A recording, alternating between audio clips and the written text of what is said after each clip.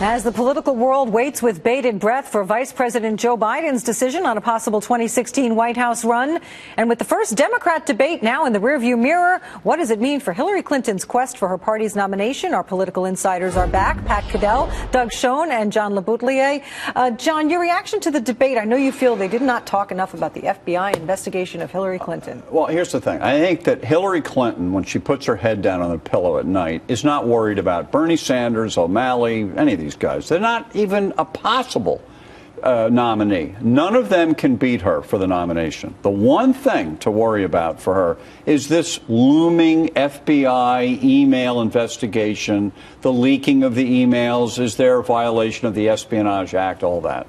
And this is now broken out in the press since the president went on 60 Minutes a week ago tonight and signaled in a funny sort of way that he didn't think there was anything there in the emails. And this has angered the FBI, who are professionals. They're not political. They're doing their job. And what we are wondering, Pat, Doug, and I, is politics going to come in above the FBI at the Justice Department and the White House to stifle a legitimate investigation? It's a good question. All right, Pat Caddell, your debate reaction, and is Biden in the mix here?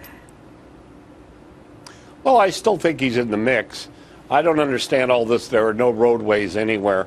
I'm just so tired of listening to pundits and journalists have been wrong all year, for over a year, for a long time.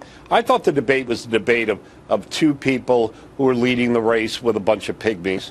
And the Democratic Party, it's clear, is not going to nominate the political pygmies, to be clear.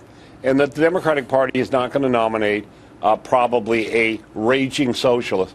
By the way, and I want to say this about the debate. For all of this stuff, including from some of our own people at Fox, I thought Anderson Cooper was lousy in terms of what he didn't do. He didn't ask the questions that should have been asked to Hillary Clinton about the fact that she has got 60% of the country that believes that she's essentially a liar or dishonest. She did not ask Bernie Sanders, after Bernie Sanders decided we should talk about the issues and nothing else and gave her a free pass on the emails, a critical question.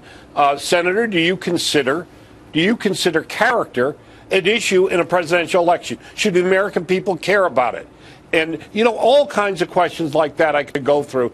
It was, she sort of won the debate, didn't change the race at all, did eliminate. I was very disappointed in Jim Webb, who I was hoping would speak for people, Democrats like myself, who are upset and who was a fool on the air. We're running out of time, of course, for Doug. Lincoln Chafee, who was pathetic. Yeah. Hey, Pat, let me get in here if I can, please.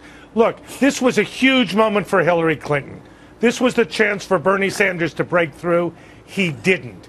You're exactly right, Pat. They didn't ask the tough questions that worked to Hillary's advantage. She was able to say on the emails she was transparent without anyone questioning her. She was able to say that Benghazi was a Republican arm of the National Committee, that was totally political.